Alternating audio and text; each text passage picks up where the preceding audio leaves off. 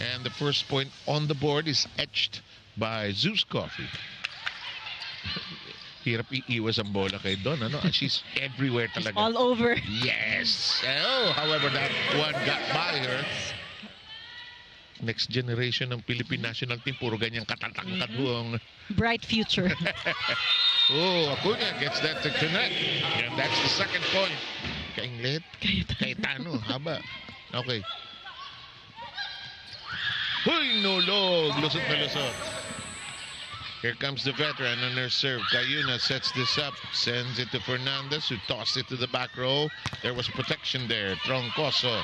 Here comes Cayuna. What a tight spot she's in. And she was too close to the net to begin with. Dikiti. That's a lot of core work. Here comes a clearer path. And a clearer hit by Fernandez. Here comes Vanny. Good set. Right? Yep, kidlatan lang yan at dilatan sa floor yan. Bubalik at nguso pa. Ha? Right. Na-burn si Gandler doon. Daming drama.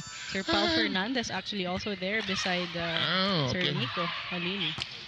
Daming injuries nangyayari. Sana tama na. Kaso lang, pagka kinain na sila ng indecision, errors, lapses. Right. Palo! Yes, sir! You want to maximize that. Yeah, look at this team, how tall it is and how much potential they have, actually.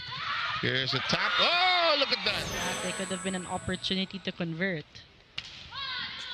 Abil's serve is in play. Mondoñedo fakes the set. They could not strike that cleanly. Cayuna gets her second on two. To really deceive. And the deception. Yeah. 11-9. Nice to see her coaching's FEU. FEU. Hello! Yes, sir! To be young, to be able to fly. No fear at all. Nobody aches. Nobody aches. Mamaya. Tatlong labang ng Thunderbells. Palo! Si Don, sinisigawan yung mga kakampi niya. Dikit sa net. Hello! Nalaglag sa harap niya. It's a right at the same spot there. Uy, sumayaw sa ere. Cayuna. Oh, well done by Acuna. Agagate serving. Don receiving. Just a beautiful connection there. 15-12. Regalo but hindi preparado. Hindi nakuha. It's 2 in a row. Front line right now, ha? Para sa signal. Complete front row. Tossed over. Cayuna reverses. Arroyo. It is not reached for. It was mishandled. And here comes Signal. I have no idea what he's saying. I'm sure the players know what he's talking about. They have their own language. Yes. Oh, good strike that time. And Judith Abel was not prepared for it, actually. Cayuna. Gandler. Oh, great dig.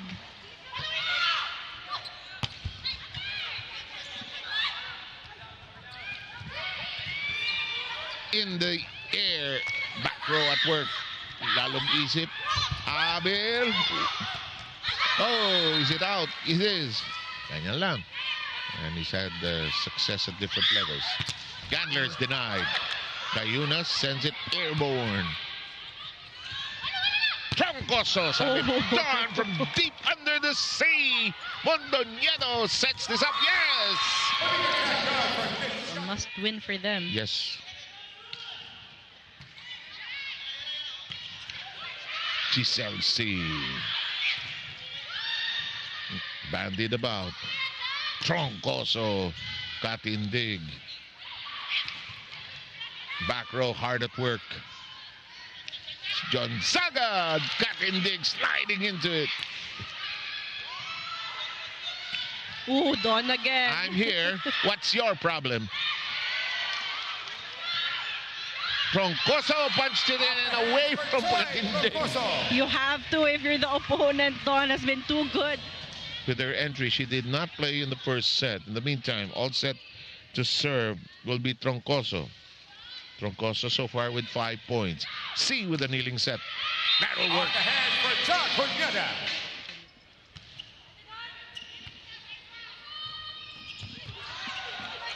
C. Did she get the corner? She got it. Judith Abel. Interesting comeback story. Oh, yeah. Played as a libero for Signal last conference right now. Sharpened her game in an non-professional tournament and got her groove back. But too much muscle on that. She yells in disappointment. Wala naman nakaupo sa bench, di ba? In the meantime, Gagate, Abel, Cayuna, Gandler, denied! Double block! Rejection there. 23-22. Juju. Oh, Abel unable to handle it. Not gonna be surprised if this takes the full route tonight. Because both teams, as you said, they want to win. You're fighting it out. Oh, but that's not an area you want to commit. Troncoso. Well, Cayuna serving. One of the best servers for Signal here. Lalim ng kuha. Papalo. Hindi. Free ball. Don on 2. Hindi. Nalunod.